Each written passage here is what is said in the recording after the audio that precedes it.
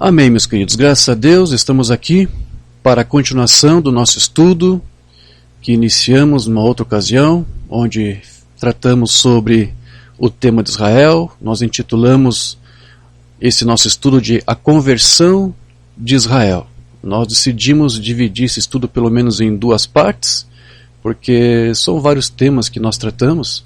Então, meu desejo era que os irmãos pudessem assimilar aos poucos tudo que nós propusemos. Como eu comentei na ocasião, esse estudo eu havia ministrado alguns anos atrás e não foi feita uma boa gravação do áudio, então eu resolvi tratar sobre esse tema novamente, para nós fazermos aí um registro tanto de áudio como de vídeo, para que depois os irmãos possam acessar e estudar juntamente. Então, retomando com o tema que nós estávamos tratando, nós comentamos, fizemos várias exposições sobre o que aconteceu com Israel ao longo da história, as nações gentílicas que assolaram o povo de Israel, as profecias que falavam disso, onde Deus disse que se Israel quebrasse as suas leis, Deus iria levá-los ao desterro, espalharia eles entre as nações, e falava também do sentimento de antissemitismo que haveria com relação ao povo judeu. Tudo isso foi profetizado, né? Israel seria motivo de opróbrio, de riso, e tudo isso aconteceu, tudo isso se cumpriu. Tratamos também sobre esse problema que Israel tem frente às Nações Unidas, que não tem sido honrado, estimado, respeitado, e isso faz parte também de uma profecia. Isso está lá no livro de Números, se não me engano, onde Balaão disse que ele via Israel como povo só, isolado, que não seria reputado entre as nações. E nós dissemos na ocasião que nunca isso tem sido cumprido tão literalmente como nos dias de hoje. Depois falamos também da cegueira de Israel, da inimizade que o povo judeu teria com aqueles que receberiam o Evangelho de Cristo, e para isso nós usamos uma parábola para ilustrar, que foi a parábola do filho pródigo, onde nós dissemos na ocasião que há duas formas de você interpretar. Aliás, todas as parábolas possuem pelo menos duas formas de você interpretar. Geralmente elas possuem mais de uma conotação. E a parábola do filho pródigo tem aquela conotação que nós damos, onde tipificamos ali o irmão mais velho como sendo Israel, o povo de Israel, e o filho mais novo, o irmão mais novo, tipificando nós, os gentios, que recebemos o evangelho da graça, porque o pai recebeu aquele filho de volta com graça e misericórdia. E aquele irmão mais velho não quis participar daquela festa, você lembra disso? Que é um tipo da inimizade que os judeus têm para conosco, nós os cristãos que somos salvos pela graça. Então, este quadro ali dos ciúmes do irmão mais velho pelo mais novo é um quadro de cegueira espiritual, é um quadro de ciúmes que tem se estendido até os dias de hoje. Na ocasião nós iniciamos o estudo lendo a escritura do apóstolo Paulo, Romanos 11, então eu quero retomar esse estudo, relendo novamente essa mesma passagem, ok? Então vamos ler de novo Romanos 11, onde Paulo fala desse endurecimento, desse nosso irmão mais velho, os judeus. Romanos 11, 25, diz aqui: Porque não quero, irmãos, que ignoreis este mistério, para que não sejais presumidos em vós mesmos, que veio endurecimento em parte a Israel. Ou seja, alguns judeus, alguns dentre o povo de Israel, aceitou o Evangelho, recebeu Cristo, aceitou o mistério de que Cristo é o Filho de Deus e foi salvo, né? Enquanto outros rejeitaram. Então houve sim um endurecimento, mas foi em parte, né?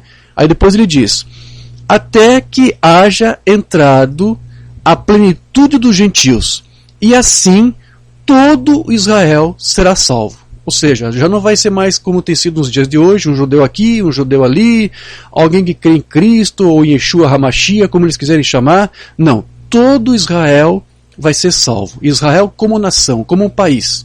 É disso aqui que Paulo está falando para nós. Deus não rejeitou o seu povo, Deus não rejeitou Israel.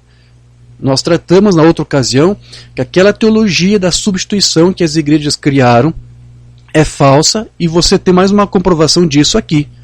Porque isso aqui não tem absolutamente nada a ver com a igreja.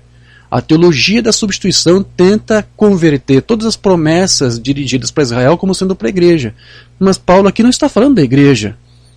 Amém? Está falando do povo de Israel. Isso não vai se cumprir com a igreja, vai se cumprir com o povo judeu.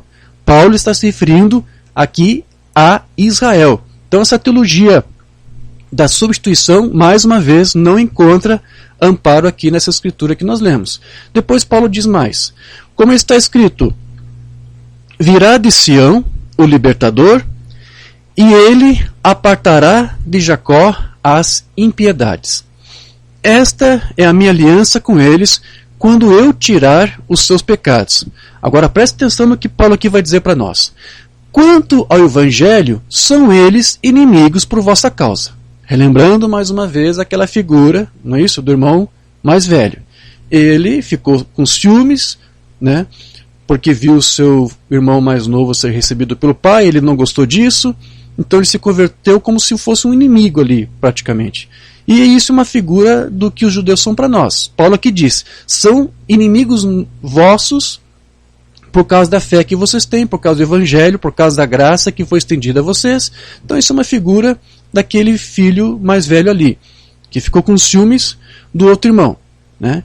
Então isso é uma figura de inimizade, porque os judeus até hoje têm uma inimizade contra nós gentios, cristãos que recebemos o evangelho, e eles continuam sendo os nossos inimigos até hoje, né? Os judeus ainda continuam cegados, continuam endurecidos.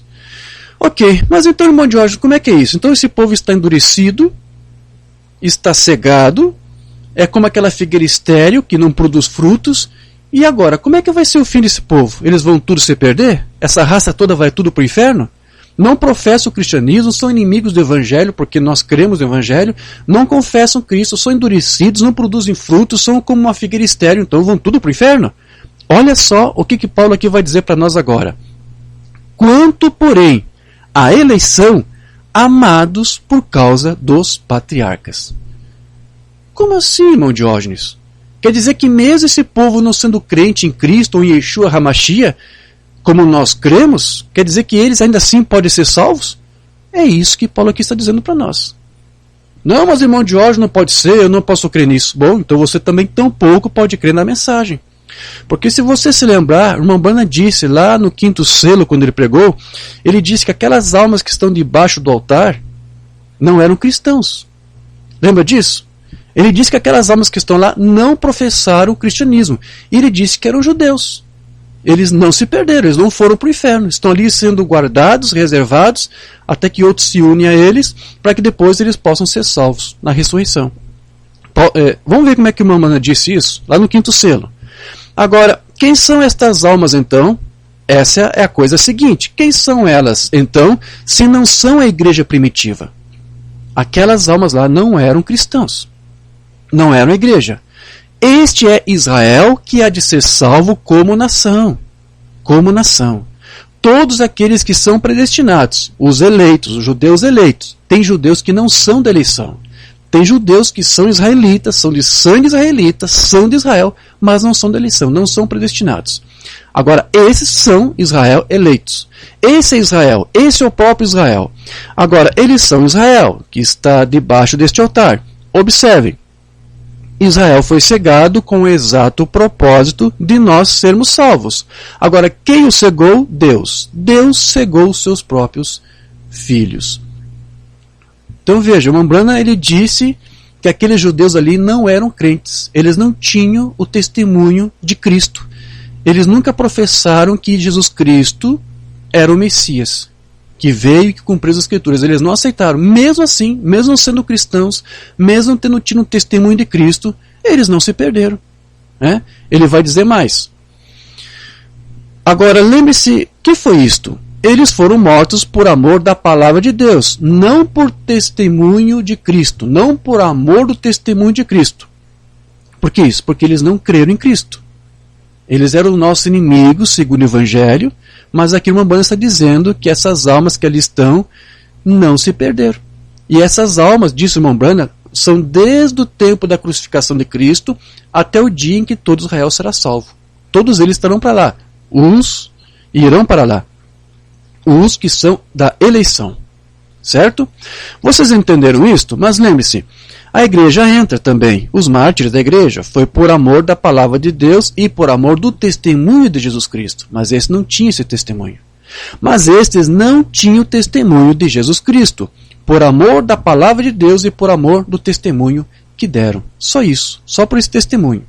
Então veja, mesmo não tendo o testemunho de Cristo, eles não se perderam, porque eles eram da eleição, eles eram predestinados. Mambrana, ele disse que embora eles não fossem crentes em Jesus, aquelas almas não estavam perdidas ou condenadas ao inferno. E eles estavam ali então apenas esperando, aguardando salvação, até que os outros que deveriam ser mortos como eles se juntassem ali, se reunissem a eles. Então aqueles, disse o Mambrana, eram judeus que haviam simplesmente seguido com o seu judaísmo ao pé da letra. Ainda na mesma mensagem, o quinto selo. Eles se mantiveram ao lado da palavra de Deus. Eles eram judeus, eles tinham sua lei, eles permaneceram com ela. E essas almas que foram martirizadas agora, por aqui, judeus legítimos e verdadeiros por ali, que tinham seu nome no livro, ou seja, eram da eleição, eram predestinados. Mas eu volto a dizer, alguns dentre Israel não são da eleição, não são predestinados, nunca tiveram seus nomes escritos no livro da vida. Mas esses aqui tinham, que viveram uma vida certa e fizeram certo, viveram o judaísmo ao pé da letra. Mesmo sendo crentes em Cristo, mesmo professando a Cristo. Mas como é que é isso, irmão Diógenes? Como que Israel será salvo se foram os próprios judeus que mataram Jesus? Você lembra que o Mambrana usava a figura de José? Assim como José perdoou seus irmãos que tentaram matá-lo e depois o venderam como escravo, assim Jesus também irá perdoar os judeus que o crucificaram. Pois essa é a mesma figura. Exatamente o que José fez com seus irmãos, em tipo, é o que Cristo vai fazer com esses judeus. Mesmo eles tendo tentado matá-lo, porque não conseguiram. Nosso Senhor ressuscitou. Amém? Graças a Deus. O Senhor vai voltar com esse povo com graça e misericórdia. Por que isso? Por causa do amor que Deus tem para com os patriarcas, segundo a eleição. Deus fez uma promessa para esse povo. São o seu povo, são a sua raça eleita, são aqueles que, como disse Paulo, têm dons, têm uma vocação, Deus os chamou. Então, os dons e a vocação são o quê? Sem arrependimento, são irrevogáveis. Então, mesmo sendo o teu inimigo, por causa do Evangelho, porque não creem como você, aqueles que pertencem à eleição, dentre os judeus, segundo a eleição da graça, eles vão ser salvos porque Deus fez uma promessa para eles. Então isso, queridos, até serve um pouco de alerta para todos nós, para você, principalmente para algum cristão, que se diga cristão, e que nutre algum pequeno sentimento de antissemitismo, ou que despreza Israel, despreza o judeu. Tome muito cuidado, querido, porque com base no que nós estamos vendo aqui, é mais fácil um judeu ser salvo, mesmo sendo ele teu inimigo, do que você querer ser salvo sendo inimigo de Israel. Ficou chocado? Quer que eu repita? É mais fácil para um judeu ser salvo mesmo ele te odiando do que você querer ser salvo só porque você alega ser um cristão, mas ao mesmo tempo odiar um judeu. Porque aqui Paulo está mostrando que Deus atuou com graça e vai atuar com graça com este povo. Foi por isso que Paulo disse aqui, não presumais, não é isso? De vós mesmos.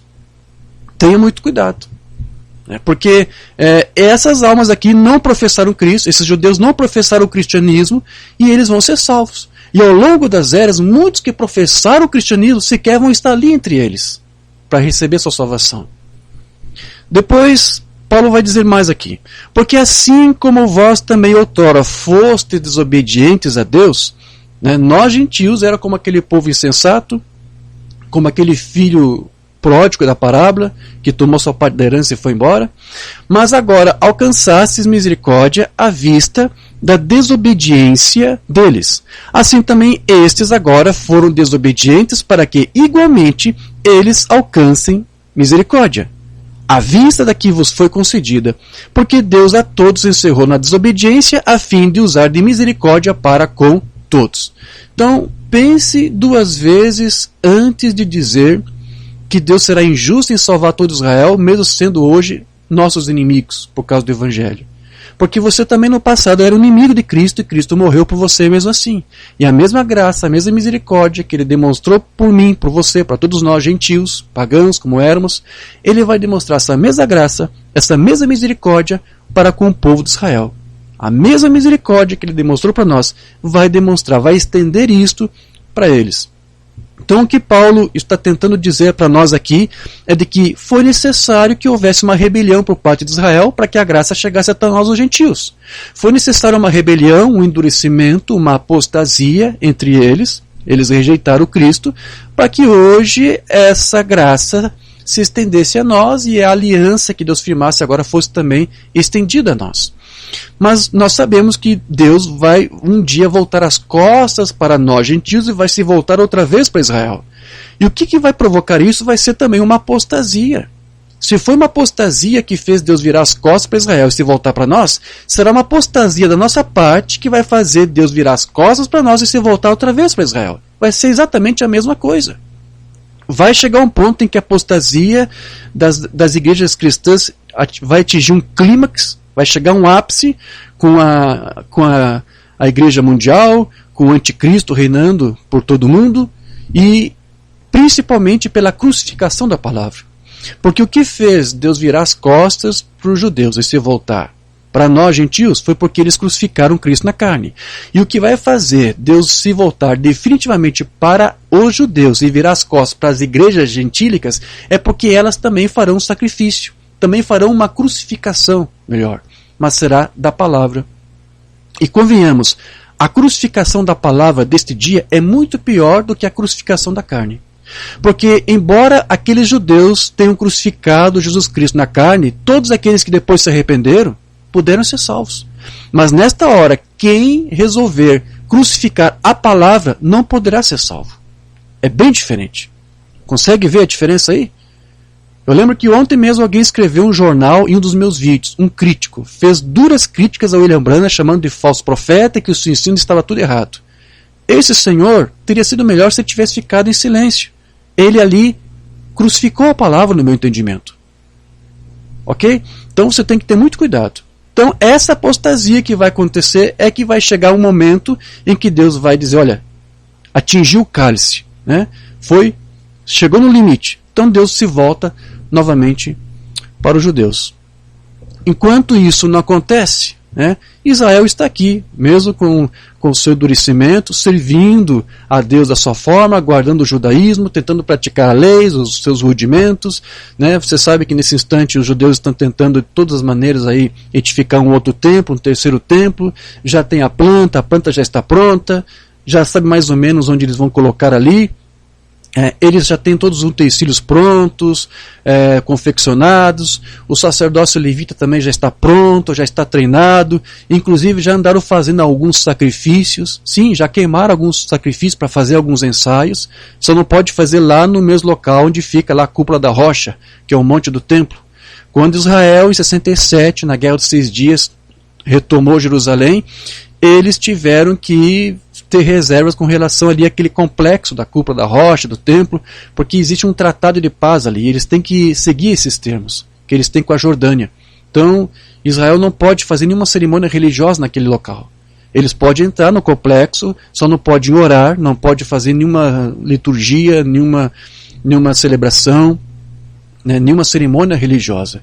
Mas em frente do monte do templo, os judeus ortodoxos já têm ali queimado holocaustos, tudo. Eles estão fazendo isso. Estão apenas aguardando o momento quando será permitido a eles construir um templo ali. Se não for agora em nossos dias, será depois, durante o tempo lá da grande tribulação, quando houver aquela apostasia entre os gentios, definitivamente, como eu disse, com o domínio mundial do anticristo.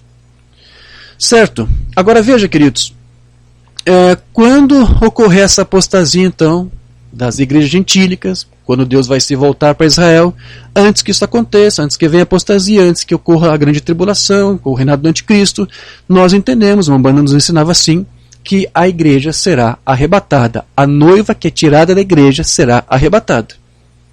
Então será nesta ocasião que Deus se volta para os judeus, e também será nesse tempo que Deus vai enviar para aqueles judeus 2 profetas, Moisés e Elias, que vai pregar a mesma mensagem que o Elias dos gentios pregou para nós.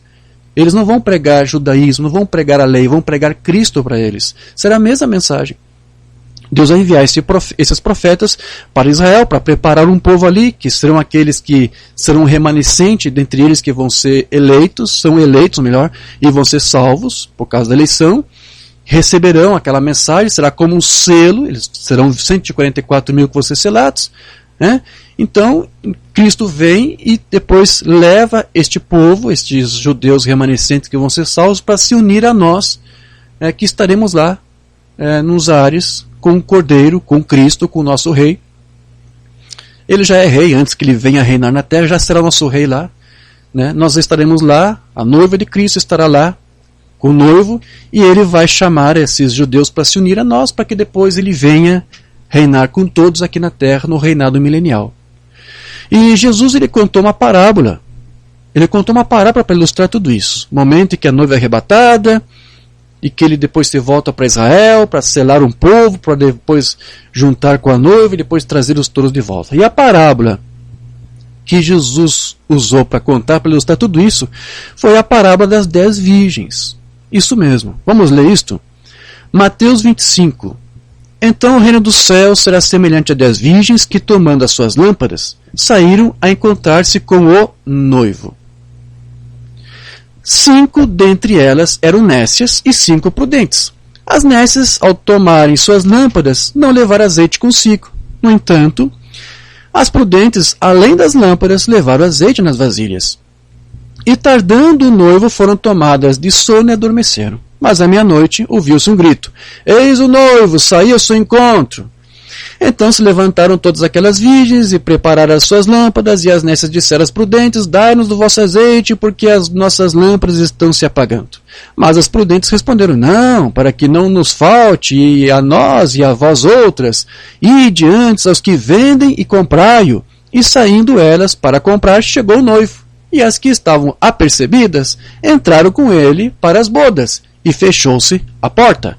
Mais tarde chegaram as virgens nécias clamando: Senhor, Senhor, abre-nos a porta. Mas ele respondeu: Em verdade vos digo que não vos conheço. Vigiai, pois, porque não sabeis o dia e nem a hora. Ok, meus queridos, nós sabemos perfeitamente que o Mombrana, ele usou esta parábola para nos dar uma mensagem que nós cremos que foi revelada divinamente a ele por Deus. Mombrana ensinava, com essa parábola, que haveria um povo que seria tirado das igrejas, das denominações, o qual seria a noiva de Cristo. E ele tipificava essa noiva com aquelas virgens sábias, as remanescentes. Não é isso?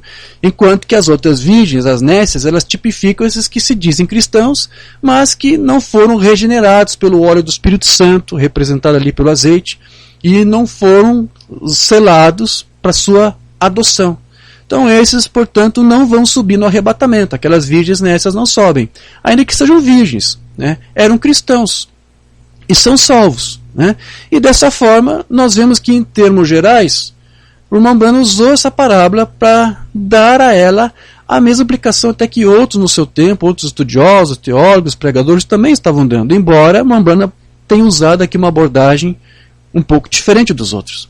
Então, alguns interpretam que realmente aquelas virgens da parábola tipificam a igreja, lembrando as próprias palavras de Paulo, que disse que estava preparando um povo como uma virgem preparada a um único esposo, Cristo. Lembra disso? Vamos ler. 2 Coríntios 11, 2. Porque zelo por vós com o zelo de Deus, visto que vos tenho preparado para vos apresentar como virgem pura a um só esposo, que é Cristo. Então, eles pegam essa figura da virgem e dizem: aquelas virgens da parábola são como essa virgem que está sendo preparada para o noivo, quando ele vier para buscá-las. E Mombrana resolveu também interpretar essa parábola dessa mesma maneira, embora eu disse que ele usou uma abordagem um pouco diferente. O que para nós está tudo bem. porque ele tinha uma mensagem de Deus, ele foi dirigido por Deus para interpretar essa parábola desta maneira, e para dar essa adequação e essa aplicação que ele deu. Tudo que o seu profeta fez, então, foi usar todas as escrituras que estivessem ao seu alcance para poder ilustrar para a noiva, para a igreja desse tempo do fim, a mensagem que foi revelada a ele divinamente e por inspiração também. Nós cremos que ele era um profeta, ele foi inspirado a ensinar a nós tudo o que ele nos disse. Então ele utilizou essa parábola para falar disso, o qual é bíblico, é escriturístico, porque você sabe que realmente existem alguns que se dizem cristãos e que até possuem aí uma forma de piedade, como Paulo disse que aconteceria, mas que não são de fato o noivo, porque não possuem a revelação da palavra que é dado pelo Espírito Santo e que é tipificado por aquele azeite das lâmpadas, né? Então, nós sabemos que Umbanda fazia disso até um quadro dessa era de Laodiceia, porque aquelas virgens que não têm azeite, elas, teoricamente, elas têm que ficar no escuro, porque não tem óleo suficiente. E é exatamente essa condição que está a igreja de hoje. A igreja de Laodiceia é cega, pobre, miserável, cega e nua.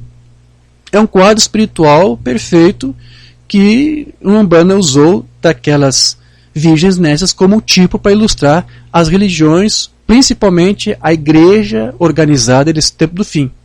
Mas as virgens sábias, elas tipificam aqueles que foram iluminados com a revelação do alarido da meia-noite, que seria dado nesse tempo do fim, enquanto que as demais recusam a mensagem, ainda que se digam cristãos. Não teriam a revelação e a perfeita compreensão da palavra.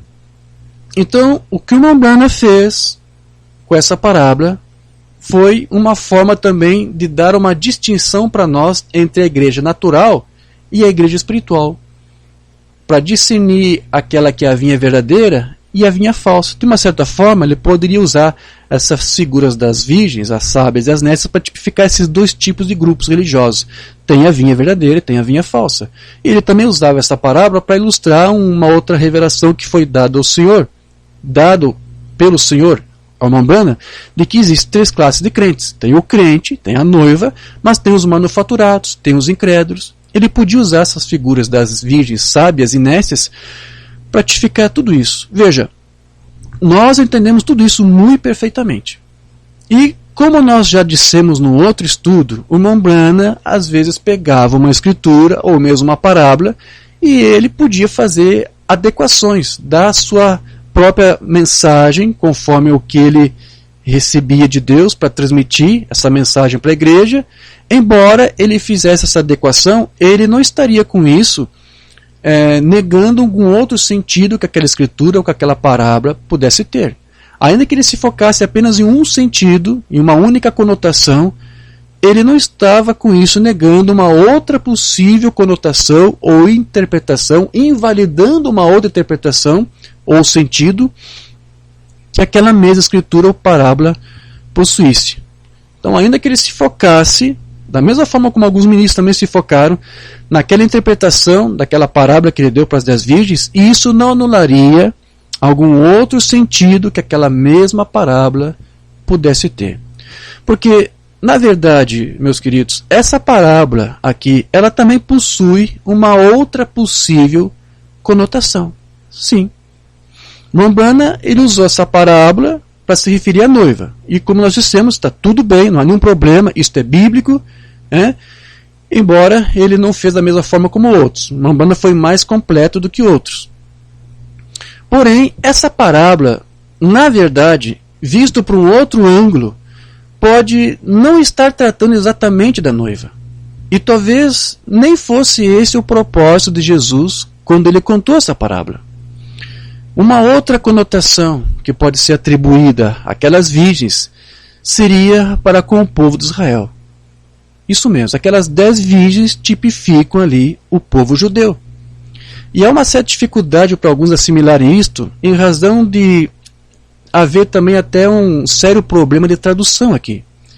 E esse problema de tradução dificulta consideravelmente a uma aplicação mais justa e correta que poderia ser dada para essa parábola.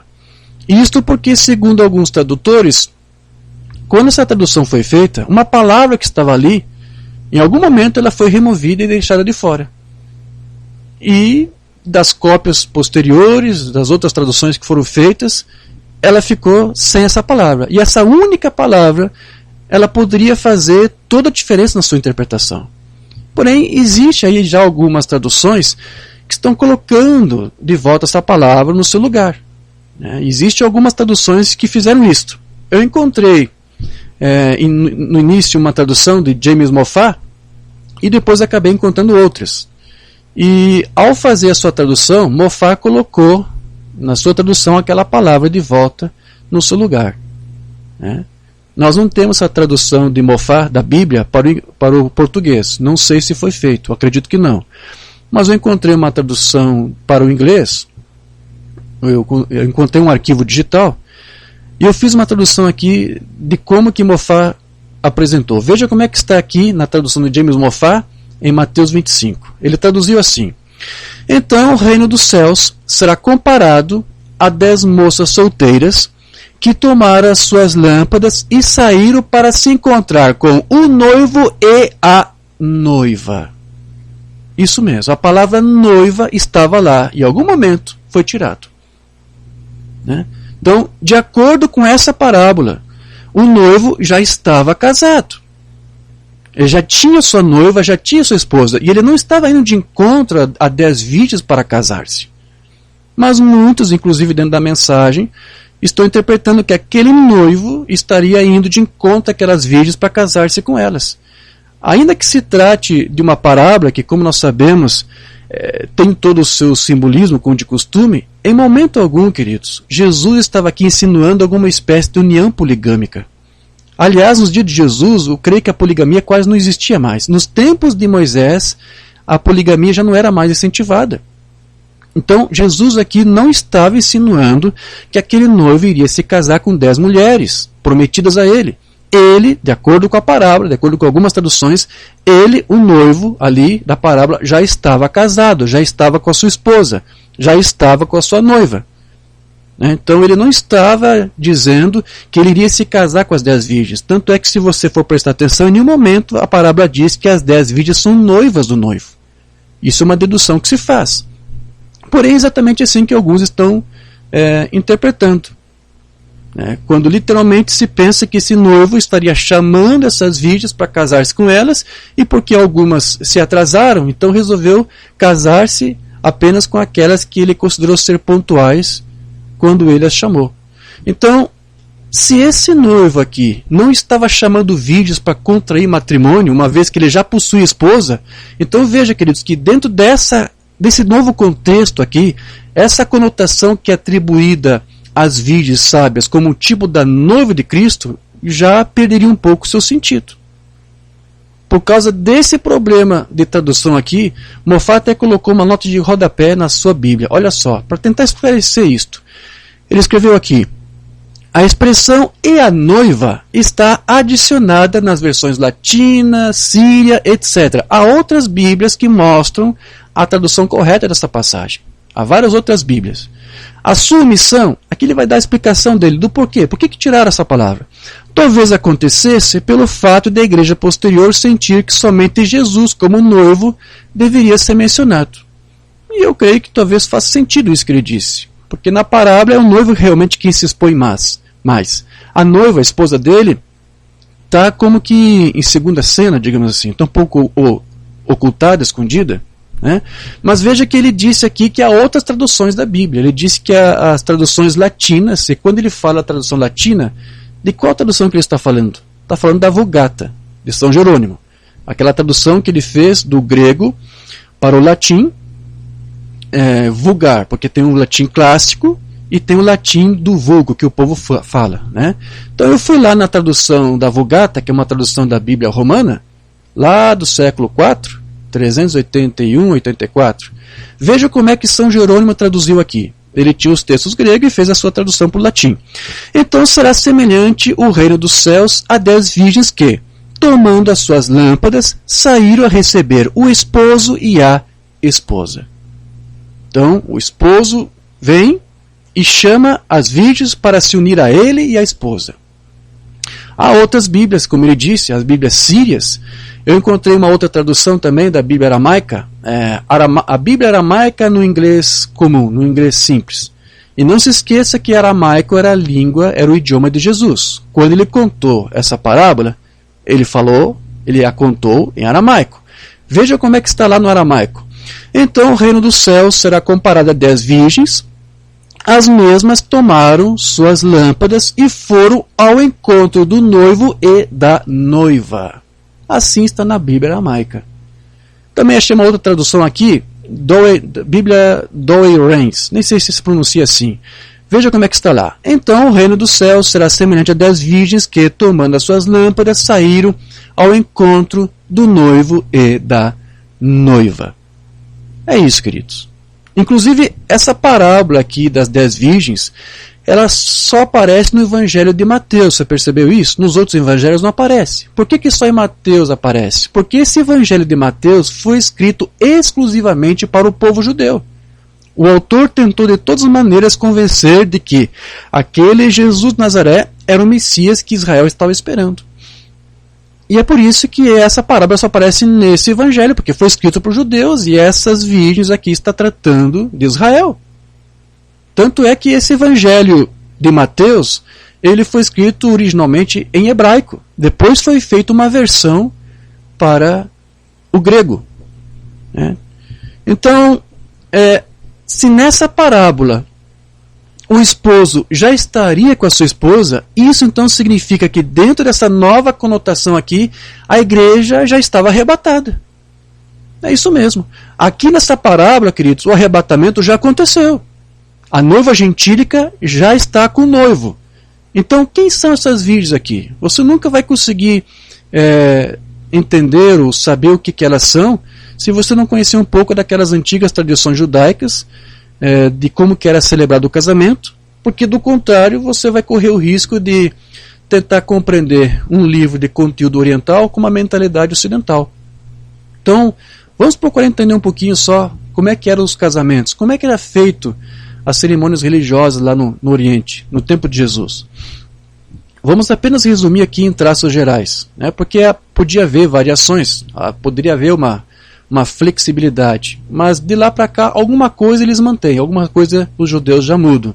Mas como que era feito? Primeiro era feita uma cerimônia de noivado, o casal se tornava noivo e depois em tempo havia um preparativo para que depois o casamento fosse consumado de fato. Neste primeiro noivado se assinava um documento.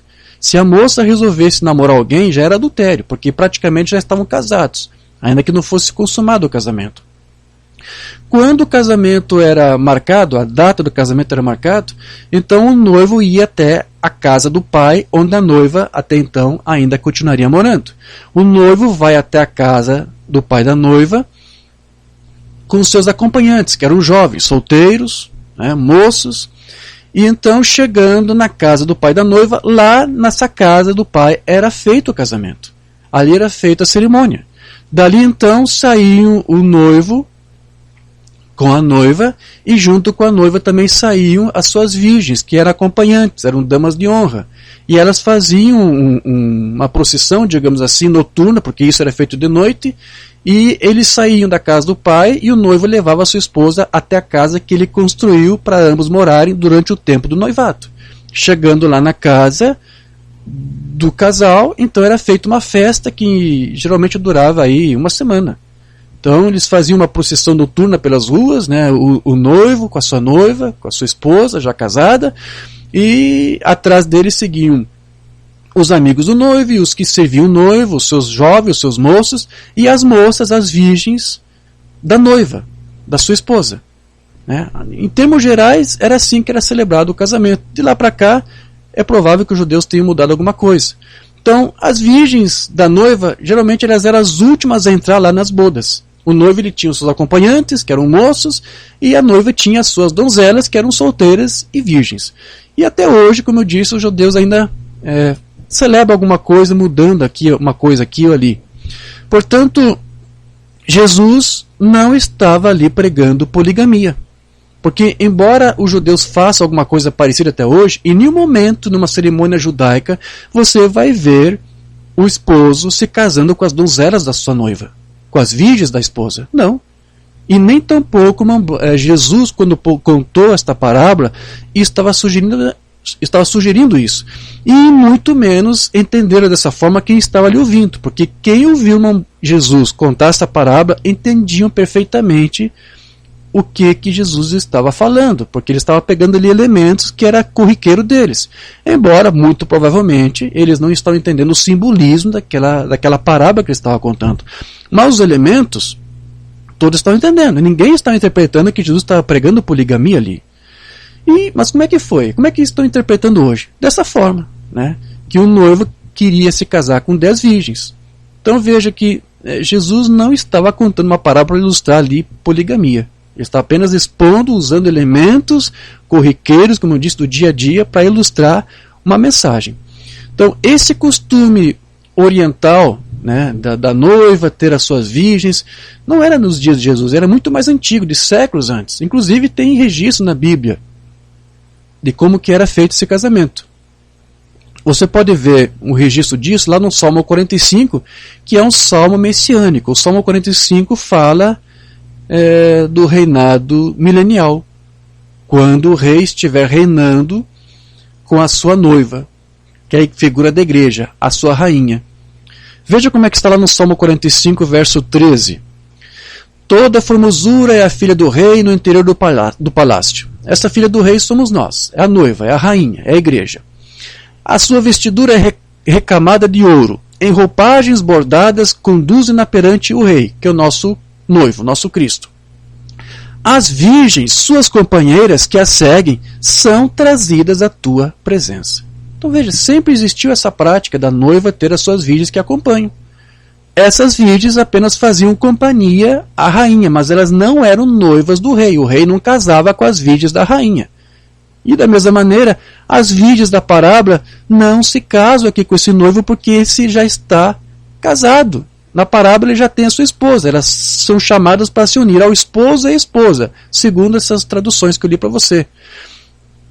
Então, mas irmão de ordens, é apenas uma parábola, por isso que a igreja é tipificada por várias mulheres. Meus queridos, na Bíblia, a noiva de Cristo sempre foi representada por uma mulher, não por 2, ou 5, ou 10, 15 ou 20, sempre foi uma mulher. Está bem?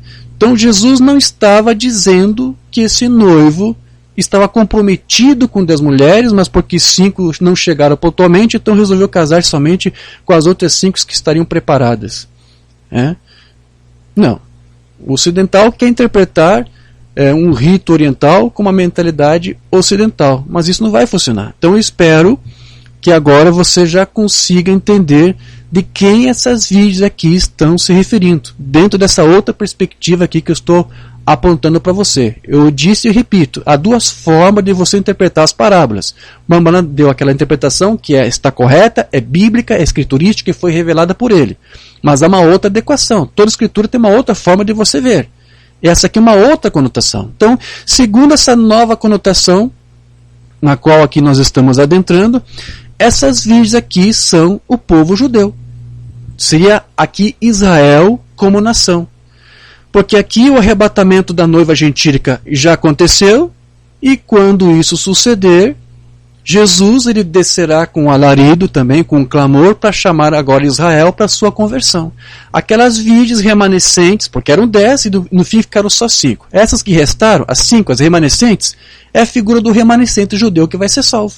É a figura dos 144.000 judeus remanescentes que serão selados para a sua redenção, para a sua expiação, diante lá do grande trono branco, diante da grande tribulação, melhor.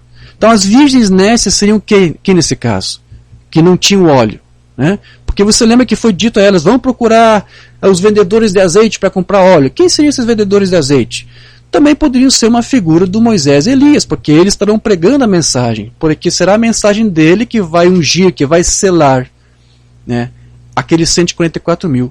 Quando aqueles profetas forem mortos e os seus corpos forem expostos na praça, como está escrito lá em Apocalipse, né, porque eles vão ser martirizados, então quando isso acontecer, não vai ver mais como alguém ouvir a mensagem deles. Então o selo vai expirar. Eu creio que quando eles partirem, quando eles morrerem, os 144 mil já estarão selados. O selo já vai expirar. Assim como vai expirar um dia o selo para a noiva gentia, também vai expirar para os judeus. E aqueles que não receberam a mensagem daqueles profetas serão como aquelas virgens nécias ali. Eles não foram selados, eles não vão herdar o reino, né? Não vão ser arrebatados. Então, nessa parábola, não foi dito que as virgens nécias voltaram com lâmpada, com óleo nas suas lâmpadas. Não foi dito ali que elas conseguiram. E talvez elas não conseguiram. Porque se quisermos usar a figura dos vendedores de azeite como Moisés e Elias, elas não vão encontrar. Eles não vão receber a mensagem, será tarde para eles, não vão receber o selo e eles não vão ser salvos. Então essas virgens nécias tipificam quem? Aqueles judeus ali, porque são virgens, eles continuam guardando o judaísmo, vão praticar os seus sacrifícios, porque o templo já vai estar ali instituído, e eles vão achar que tudo isso já é suficiente para Deus. Vão guardar as leis, as festas, os sábados, e vão achar que para Deus tudo já é suficiente, mas Deus enviou para eles 2 profetas. E eles vão rejeitar aquela mensagem, eles recusarão ouvir aqueles profetas. No entanto, cada filho da casa de Israel que der ouvidos à mensagem daquele dia do seu Elias e do seu Moisés, eles serão selados, enquanto que os outros que não são como aquelas virgens nécias, né? Eles são virgens, praticam o judaísmo, mas eles estarão vivendo ali do clarão de uma era passada.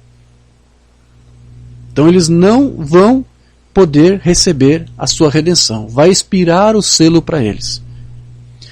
Então veja, dentro daquela abordagem que o Mambrano usou dessa parábola, ele dizia que essas virgens nécias, elas seriam salvas depois na segunda ressurreição, porque eram virgens, eram crentes, certo? Mas não ficaram com toda a palavra, então eram filhos, mas não foram adotados, não receberam adoção, porque o Mambrano dizia que tinha que ser o tipo certo de filho. Ele usava a parábola também para ajudar a ilustrar esse ensino que Deus lhe deu.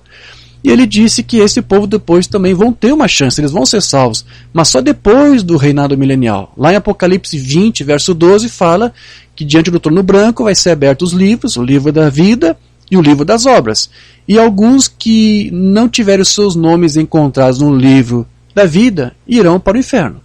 Quando diz isso é porque alguns terão seus nomes. Quem são esses que teriam seus nomes lá? A irmã Brana diz, são essas virgens, ainda que nécias, mas eram virgens. Seus nomes estavam lá.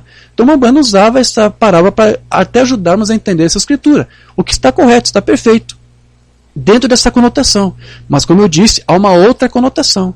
E nessa outra conotação, você não poderia ver essas virgens nécias como um povo que poderia futuramente ser salvo. Não. Porque você não pode esquecer, aí você tem que pegar todos os elementos da parábola. Aquele noivo, quando as virgens batem na porta, para pedir para entrar, o que o noivo diz ali para elas na parábola? Em verdade vos digo que não vos conheço. O noivo diz isso para aquelas virgens nécias. Então, você tem que entender isto. Jesus jamais dirá, não vos conheço, para um povo que ele de antemão conheceu e predestinou. Ele jamais vai dizer, não vos conheço, para quem é da eleição, para quem é da predestinação. Essa palavra não vos conheço somente vai ser dirigido para aqueles que realmente, de fato, não vão herdar o reino, não vão entrar no reino. Veja como Jesus disse lá em Mateus 7:21. Nem todo o que me diz Senhor, Senhor entrará no reino dos céus, mas aquele que faz a vontade de meu Pai, que está nos céus. Muitos me dirão naquele dia, possivelmente diante do grande trono branco. Senhor, Senhor, não profetizamos nós em Teu nome, e em Teu nome não expulsamos demônios, e em Teu nome não fizemos muitas maravilhas? Então direi abertamente, nunca vos conheci, apartai-vos de mim, vós que praticais a iniquidade. Então, esses de fato não são realmente conhecidos por Deus como alguém que levasse consigo os genes e atributos de Deus como seus filhos. Deus não os conhece como aqueles que tiverem em Cristo uma representação. Portanto, dentro desse contexto aqui, essas virgens nécias são o quê? Semente da serpente. Não é só entre os gentios que é filhos do diabo, entre os judeus também há uma semente da serpente. Essas virgens nécias, a quem o noivo dirá, nunca vos conheci, ele não estará mentindo, ele de fato nunca os conheceu como filhos da eleição. Não eram semente de Deus, não eram genes de Deus. Ainda que eles fossem praticantes do judaísmo, ainda que eles fossem israelitas de sangue judeu, circuncidados, mas eram semente da serpente, filhos da perdição. Por isso que ele vai dizer para esses, não vos conheço. Ele não está ali dissimulando. Ele não vai dizer, não vos conheço, e depois lá vai dizer, eu os conheci, eu estava só brincando. Não vai fazer isso. De fato, para este povo aqui, para as virgens nécias, ele de fato não os conhece como filhos da eleição. E o Mambana disse que há entre judeus também alguns que não são. O quinto selo, ele fala isso. Há um bando de judeus que são renegados, que é aquela figura das virgens nécias, dentro dessa conotação que estamos apresentando aqui. Exatamente como há gentios da mesma maneira. Há filhos da perdição entre os gentios, há filhos da perdição também entre os judeus. Mas o verdadeiro judeu, Deus pôs seu nome no livro antes da fundação do mundo. Mas para esses a quem o noivo vai dizer, não vos conheço, nunca tiveram o seu nome no livro da vida. Por isso que são virgens nécias, ainda que guardassem a lei, ainda que eram judeus que seguissem até o judaísmo ao pé da letra, mas não eram da eleição. Nunca tiveram seus nomes escritos no livro da vida. Veja como é que Paulo explicou sobre isso, lá em Romanos 9. Nem todos os que são de Israel são israelitas. Pode ser de Israel, pode estar lá na nação de Israel, vivendo lá entre eles. Pode ser um judeu muito devoto em suas atividades, em seus programas religiosos, no seu judaísmo, no cumprimento com as leis, com os seus rudimentos, com as ordenanças. Pode ser alguém de Israel mesmo, de sangue israelita, mas não quer dizer que são israelitas. Nem por serem descendentes de Abraão são todos filhos, mas em Isaque será chamada a tua descendência. Isto é, não são os filhos da carne que são filhos de Deus, mas os filhos da promessa são contados como descendência. Então o apóstolo Paulo, ele disse que ainda que sejam muitos que são da descendência de Israel, é só um remanescente que vai ser salvo. Ele diz só um remanescente vai ser salvo. Romanos 9, 27. Também Isaías clama acerca de Israel. Ainda que o número de filhos de Israel seja como a areia do mar, o remanescente aqui será salvo. Os outros não vão ser salvos. Por quê? Porque são virgens nécias. O noivo vai dizer, não vos conheço. Mas eu era israelita. Mas não são todos que são israelitas segundo a carne que são filhos de Deus. São os filhos da promessa, são os da eleição. Filhos espirituais. E esses filhos espirituais não são nem judeus, nem gentios. São filhos de Deus. Simplesmente. Então, queridos, como nós sabemos, esse remanescente será de 144 mil. Que Paulo fala aqui que vai ser salvo. Portanto, nem todo judeu será salvo. Ainda que ele guarde a lei, ainda que ele cumpra o judaísmo ao pé da letra. Então, quando o noivo negar a entrada a esses, alegando que não os conhece, ele não vai depois futuramente voltar atrás e salvar eles lá no trono branco. Porque ele de fato não os conhecia como filhos da eleição, visto que estes não eram filhos da promessa de Deus ou filhos de Deus, ainda que fossem judeus segundo a carne.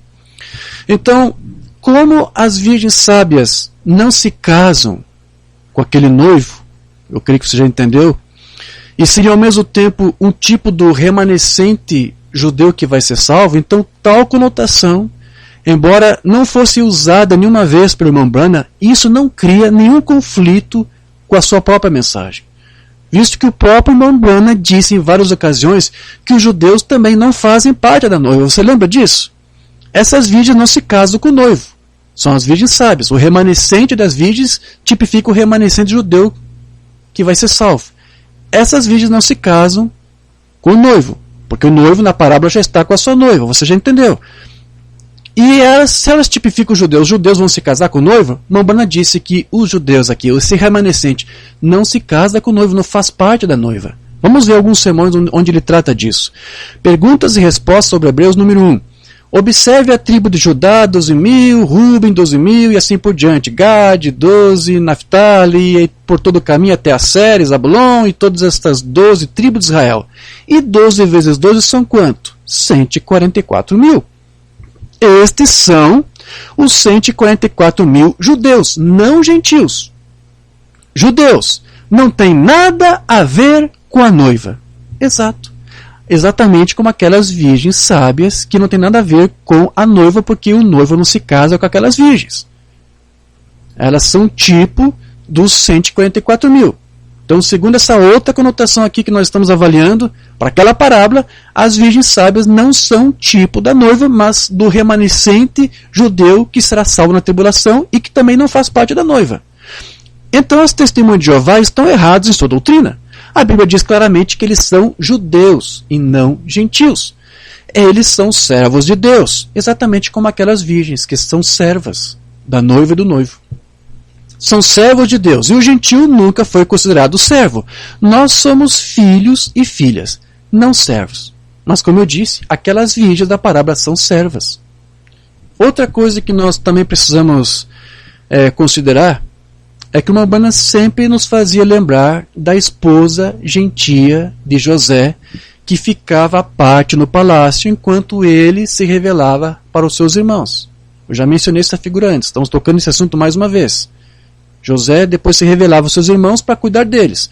Uma Umbanda usava isso como um tipo para ilustrar a ocasião em que, após o arrebatamento da noiva, quando a noiva estiver lá com Cristo, quando nós estivermos lá com Cristo, o Cristo ele vai descer, vai nos deixar lá na casa do Pai e vai se revelar a Israel para resgatar aqueles judeus remanescentes. Vamos ver como o profeta tratou disso. Lá no 5º selo. Os 144.000 nasceram na sua ausência, porque o Cristo estará lá nos céus com a noiva já arrebatada, enquanto ele estava longe para obter a sua noiva gentia.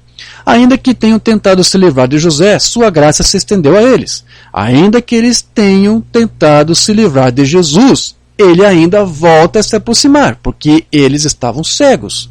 E lhes dá a cada um uma veste branca, e ele irá levá-los diretamente para o lar de qualquer maneira.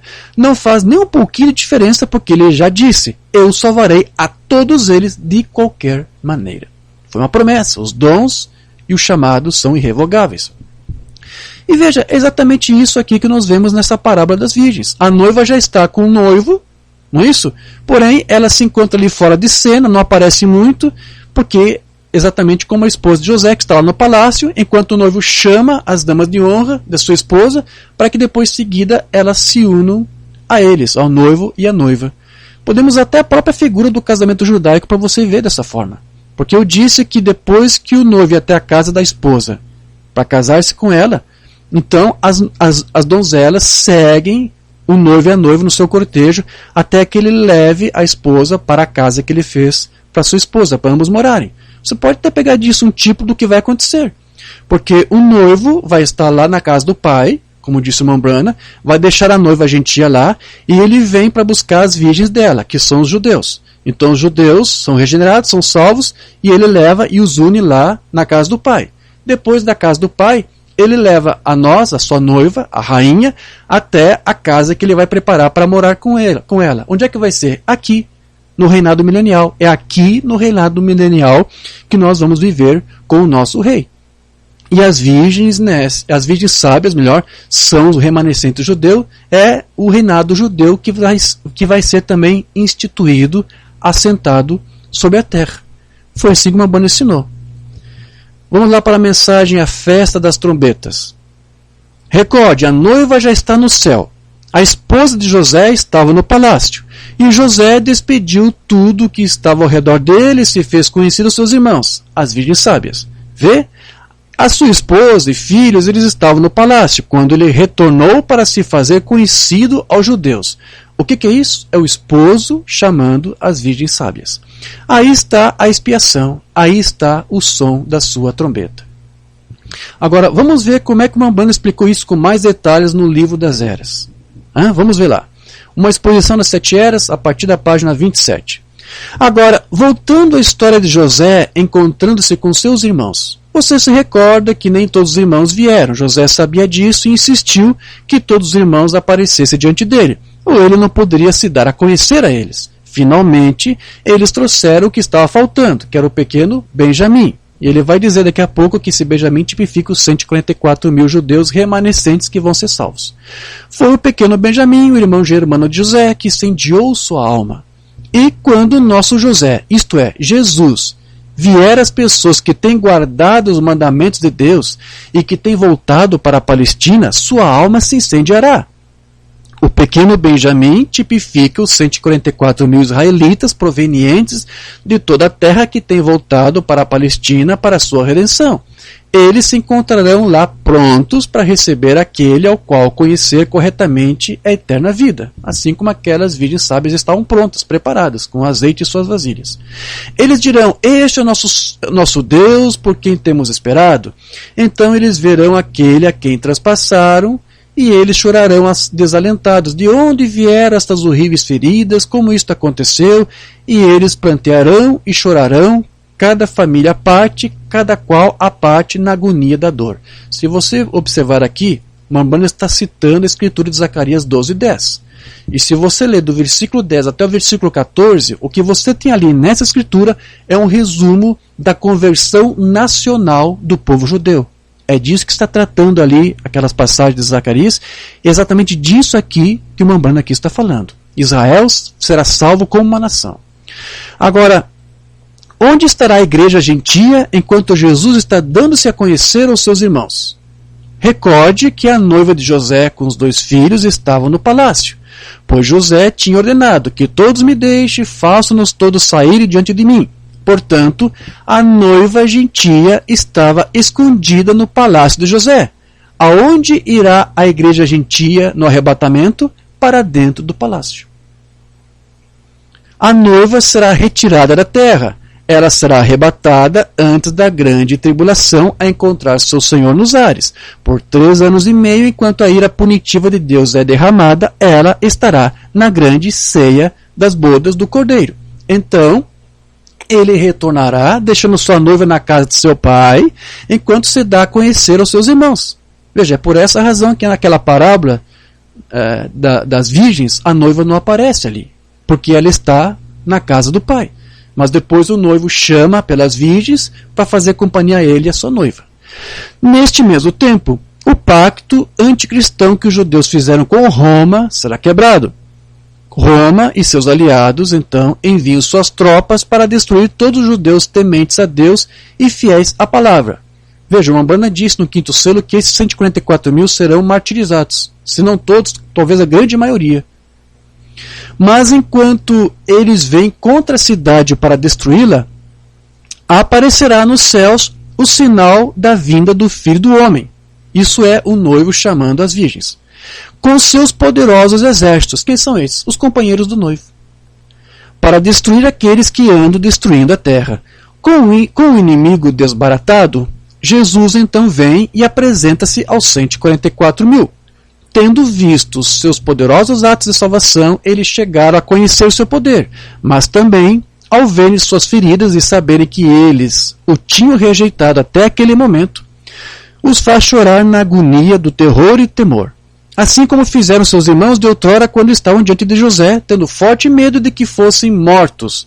Mas como José disse, não fiquem zangados com vós mesmos, com vocês mesmos, está tudo bem, Deus estava em tudo isso, ele fez isso para conservar a vida. Da mesma forma, Jesus expressará paz e amor para eles. Por que os judeus rejeitaram a Jesus? Por quê? Você já entendeu, eles foram cegados para que a mensagem da graça chegasse a nós gentios. Deus estava em tudo aquilo. Foi a única maneira pela qual ele podia trazer à luz a noiva gentia. E se ainda estão endurecidos, é porque ainda há alguns entre os gentios para ser salvos. Quando o último gentio for salvo, então é removido o véu de Israel. Lembra que o Mambana disse isso? Estudamos no outro estudo.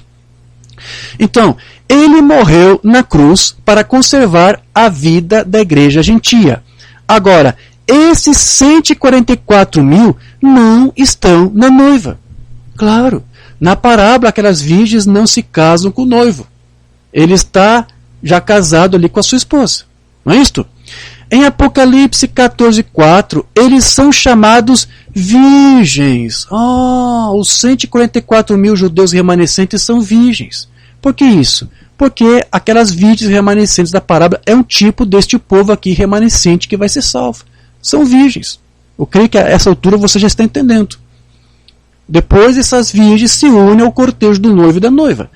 E segue o cordeiro para onde quer que vai, com a sua noiva também.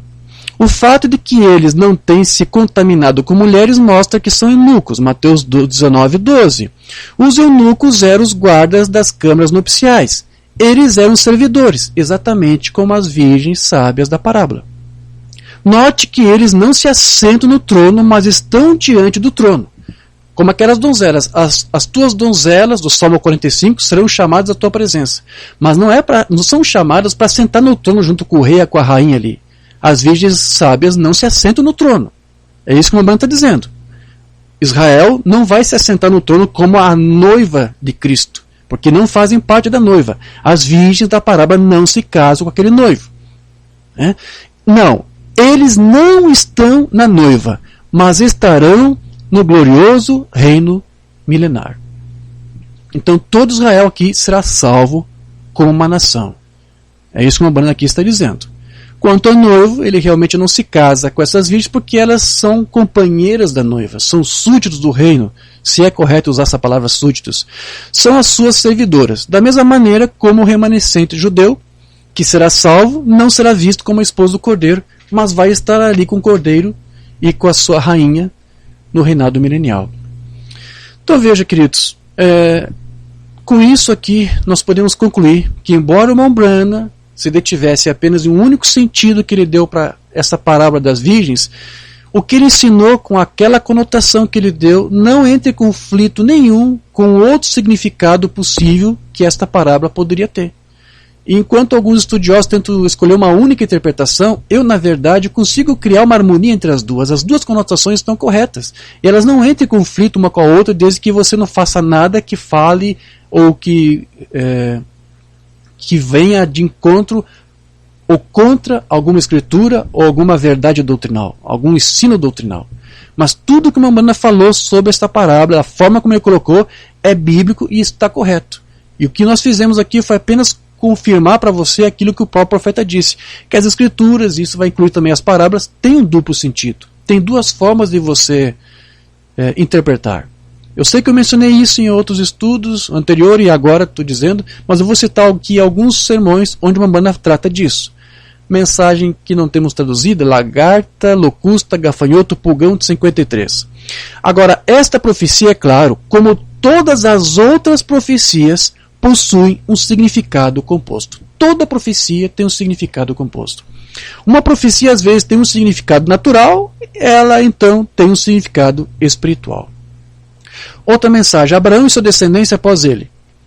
Eu me aproximo das escrituras do ponto de vista de um tipo, e mais como um tipologista para tipificar o que foi e o que vai ser, porque nós sabemos que as escrituras, cada uma tem um significado composto. Cada uma. Rainha de Sabá 53. Todas as escrituras possuem um significado composto. Qualquer estudante sabe isso. Por exemplo, em Mateus 3, vai dar um exemplo aqui para você. Quando ele disse, para que se cumprisse do Egito chamei meu filho, se você for acompanhar a referência a isso, era o seu filho Israel. Mas isso também pertencia a seu filho Jesus. As escrituras possuem um significado composto. Dentro do contexto lá do livro do Antigo Testamento, não sei se é Oséias, agora não lembro, lá diz, né, do Egito chamei meu filho. Ou seja, o povo de Israel foi tirado da escravidão do Egito. Mas o autor de Mateus se sentiu guiado e divinamente inspirado por Deus para pegar aquela figura do filho e dizer que era também Jesus. Porque Jesus estava no Egito com seus pais durante o tempo que Herodes perseguiu aquelas crianças, aqueles filhos. Então, ele se sentiu guiado e dirigido por Deus. Mas o contexto não fala do filho de Deus. Mas, Rambam diz, ela tem uma dupla conotação. Portanto, só o que nós fizemos aqui foi tentar mostrar para você na prática como se aplica isso aqui. Então, se alguns entendessem essa observação em particular aqui que o Rambam fazia das escrituras, principalmente os seus críticos, eles pensariam talvez duas vezes antes de chamar o Rambam de falso profeta. Só porque às vezes ele pegava uma escritura e dava uma adequação que normalmente não era seguida pelas escolas aí de seminários teológicos, mas que com certeza, seja lá o que for a adequação que ele fez, seguiu ali uma divina inspiração que foi dada a ele por Deus.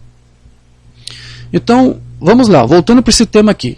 Veja que todo Israel, então, poderia ser visto como virgens, ou seja, como pessoas justas, santas, boas, mas somente um remanescente é que poderá ser salvo por causa da eleição, por causa da predestinação. E a partir do momento em que a cegueira destes for erradicada, o reino de Israel, segundo Mambana, vai ser estabelecido sobre a terra, junto com a noiva de Cristo no milênio. Quinto selo. O reino judeu há de ser estabelecido na terra. Meus queridos, poucas igrejas falam disso. Principalmente as igrejas aí ditas pentecostais. Elas não estão tratando disso, não ensinam dessa maneira. Mas o profeta de Deus ensinava. Você sabe, João disse que o reino estava lá, veja, para ser estabelecido. Agora, este é o reino do Evangelho, veja, mas o reino dos judeus será pregado por estes dois profetas, melhor. Portanto, o reino da terra aqui, o reino dos céus é pregado aos gentios. E o reino daqui na terra há de ser estabelecido no milênio, depois o milênio para os judeus. Festa das trombetas. Por que eles não receberam isto?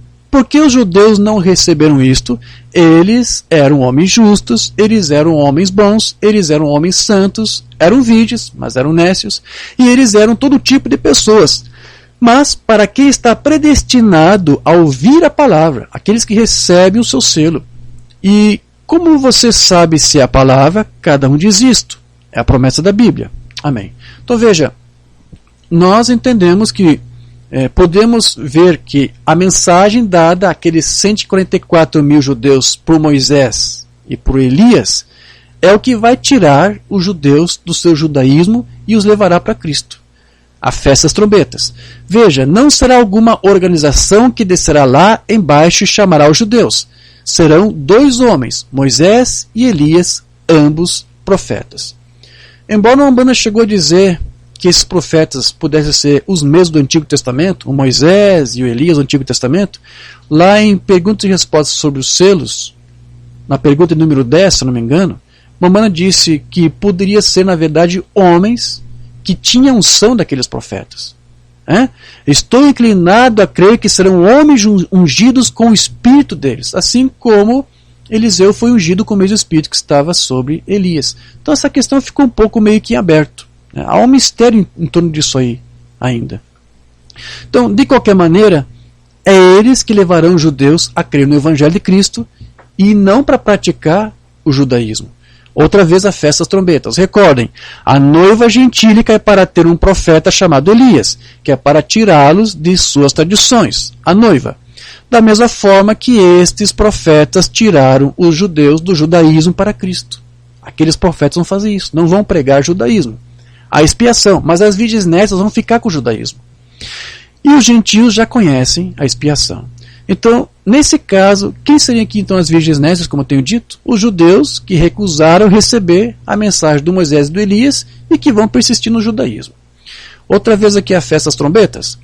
E ao mesmo tempo, agora, logo que esta igreja, a noiva é reunida, ela é levada. E aquele mistério do sétimo selo, ou sétimo selo, o mistério acaba. E os judeus são chamados através do mistério da sétima trombeta. O que são esse mistério da sétima trombeta? São dois profetas, Elias e Moisés. E na parábola poderia ser tanto aqueles que clamaram, eis, encontrem o seu noivo, ou encontrem o noivo, vinde contra o noivo, como também pode ser aqueles vendedores de azeite. E eles voltam, e aí está onde os pentecostais fazem toda a confusão. Eles estão esperando pelo acontecimento de algo, e a igreja já partiu, e isso aqui é para os judeus. Então observe que o Umbanda disse que os 144 mil, que conforme nós vimos também são virgens, serão chamados sob o mistério da sétima trombeta, o qual será o equivalente também ao mistério do sétimo selo, que é para a igreja gentílica, onde os trovões foram revelados. Vamos ver isso. A festa das trombetas. Parágrafo 155. Observe agora exatamente a continuidade da escritura. Exatamente a mesma. Sob a sétima trombeta é para Israel o mesmo que o sétimo selo foi para a igreja. O que o sétimo selo foi para nós é o que a sétima trombeta será para os judeus. E nós sabemos que no sétimo selo havia os trovões e que soaram e que, conforme disse o Umbanda, era a revelação dos mistérios que estavam em todos os selos e que está em toda a Bíblia. e que é o que nos preparou para o arrebatamento. A mensagem que nos prepara, que nos dá a fé de arrebatamento, está no selo, está nos trovões. Então, da mesma forma, há algo que tem que ser revelado nos trovões para esses judeus. Não tem trovões só para a igreja gentílica. Não presumais de vós mesmos. Há algo de misterioso dos trovões que é para Israel somente. E eles têm que receber a sua fé de arrebatamento ali para que eles sejam selados, os 144.000. Eles vão ter o equivalente da sétima trombeta como nós tivemos do sétimo selo para nós. É isso que a Umbanda está dizendo. Então veja, ainda sobre essa parábola das 10 virgens, você lembra que o noivo apareceu à meia-noite. Eu creio que você já conseguiu se inteirar das duas possíveis conotações que pode ser atribuída a essa parábola. E eu repito, embora uma Umbanda, se ele tivesse apenas um sentido, isso não anula o outro sentido possível que essa parábola tem. Então, talvez se uma Umbanda conhecesse essas traduções que eu mostrei, onde fala do noivo e a noiva, o esposo e a esposa, ele até poderia até mais facilmente expor os dois sentidos, ou até teria optado por algum outro. Porém, isso não faz diferença, porque, como eu disse, tudo que ele expôs para nós é bíblico, foi aquilo que Deus revelou para ele, e está biblicamente correto, então tudo está dentro do seu fundamento escriturístico. Mas, levando em consideração essa conotação que uma Umbanda deu para aquela parábola, ele mencionava que o clamor da meia-noite também poderia ser chamado de o clamor da sétima vigília, que é o alarido que desperta as virgens sábias, que é o tipo da noiva de Cristo. E essa sétima vigília, ela também seria um tipo da sétima era da igreja gentílica. Ele fazia essa comparação. Então, esse clamor, o alarido, é uma mensagem que seria pregada para aqueles que serão arrebatados e que pertencem à noiva. E uma Umbanda também chamava esse mesmo alarido de a mensagem do entardecer. E o Elias de Malaquias 4 seria o quê? Um mensageiro do entardecer. Então, a mensagem para a noiva gentia é a mensagem do entardecer. E o entardecer é quando o sol se põe no oeste. Mas, considerando também essa outra conotação para essa mesma parábola, nós lembramos que após o entardecer, o que vem? Vem a noite. Chega a noite até tudo escurecer. Então, também nós poderíamos dizer que a mensagem do entardecer foi o alarido para a noiva gentia, e que o alarido da meia-noite, ou o clamor da meia-noite, porque no grego, alarido e clamor são palavras diferentes. Então é bom distinguir clamor e alarido.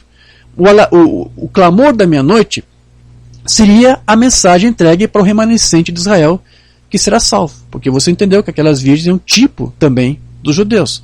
Então, no entardecer, o Elias vem para os gentios, mas quando a noiva então gentia é levada, recebe a mensagem, é a vez do Elias dos judeus aparecer e trazer a mensagem à meia-noite para as virgens sábias, o remanescente das virgens.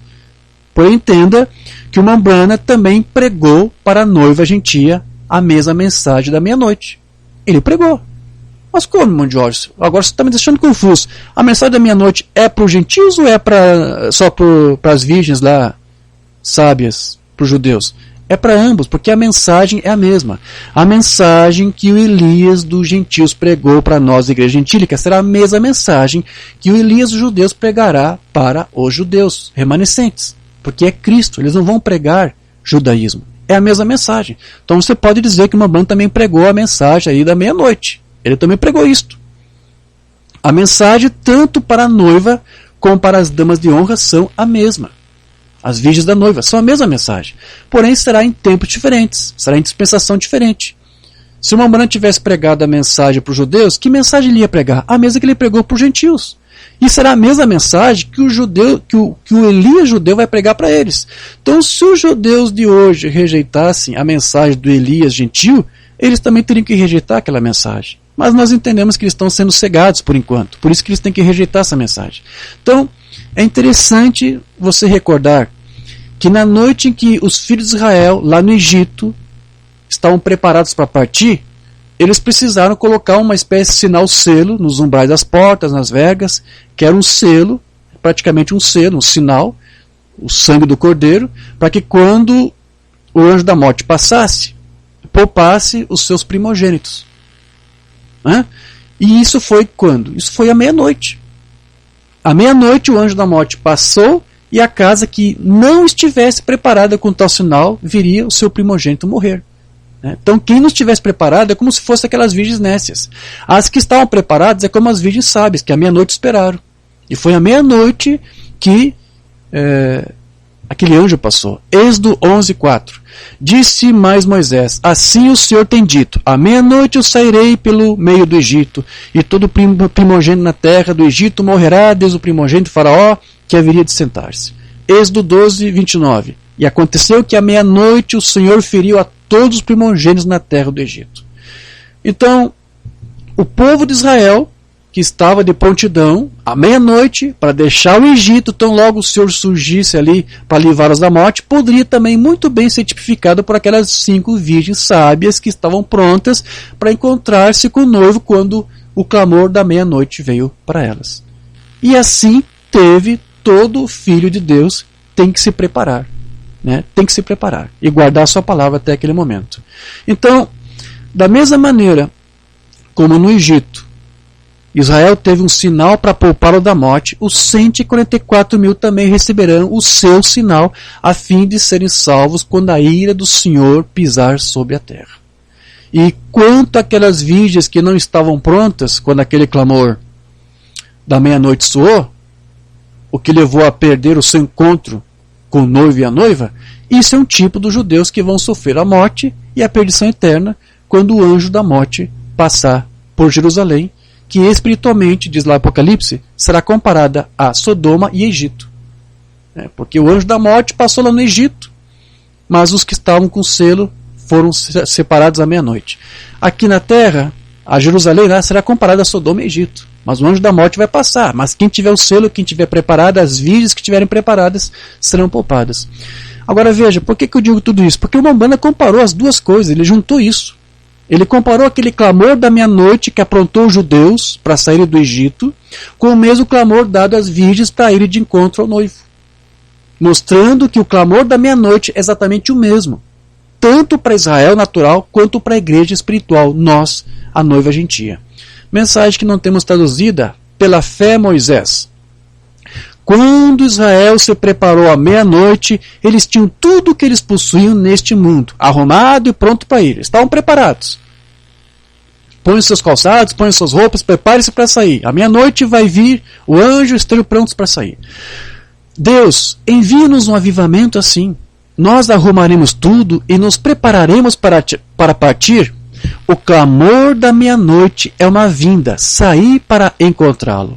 É melhor você ter tudo arrumado. É melhor você não ter nada deste mundo atraindo você de volta. Qualquer corda para te segurar. Arrume-se. Vamos nos aprontar.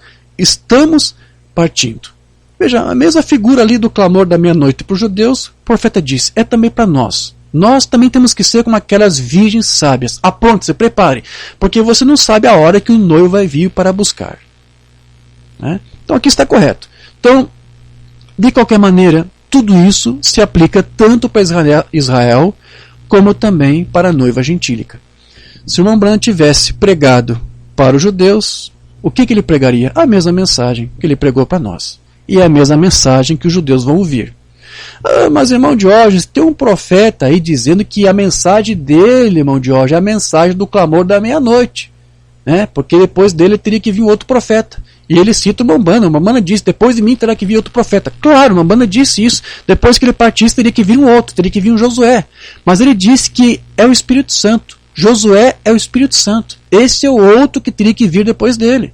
Não espere um outro profeta, uma outra mensagem que vai te dar o clamor da meia-noite. Eu te disse, William Branham era o Elias dos gentios. E ele pregou a mesma mensagem que o Elias dos judeus vai pregar para eles. Então a mensagem da meia-noite está nessas mensagens do irmão Branham que você lê, que você ouve, que você estuda. Ali está o clamor da meia-noite para você também.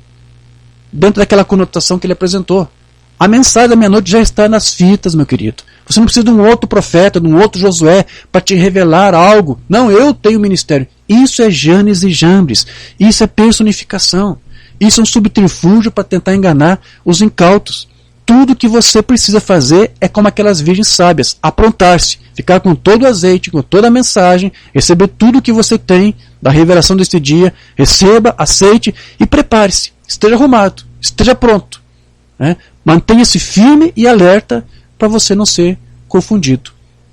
Então, já para encerrar nosso estudo, o Espírito Santo ele revelou para o irmão Branham que Israel não receberá sua salvação por intermédio de algum trabalho missionário de uma igreja, do ministro, quem quer que seja. Mas Israel vai ser salvo em um dia quando o próprio Cristo vier para socorrê-los. A marca da besta de 61. Um dos irmãos lá no tabernáculo, um irmão judeu, tem tentado entrar em Israel todo este tempo, tentando fazer algo pelos judeus. Ou seja, pregar o evangelho para eles, pregar a mensagem para os judeus. Mas isso não é possível. Porque Israel só será salvo como uma nação depois que o último gentil entrar no reino dos céus. Foi isso que Mamã nos ensinou.